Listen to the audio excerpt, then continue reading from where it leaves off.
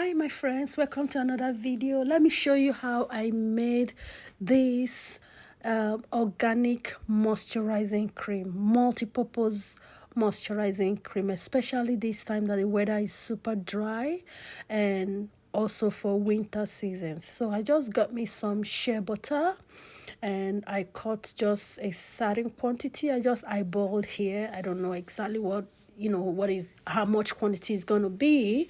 So I now put it into my microwave and allow it to completely melt. So this is how it looks after that. So you see the container, this is what I do. It works for me. It moisturizes my dry skin a lot.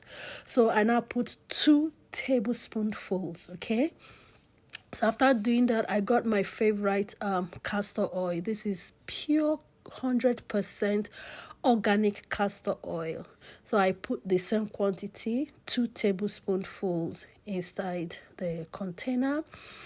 Okay, and that's it. Then I now brought my pure virgin olive oil. Okay, so I now put 2 tablespoonfuls. Okay, so you see the quality of the oil that is going in here, and then all I did was to stir, and that's it. That is it. This is the best moisturizing oil ever that I have used.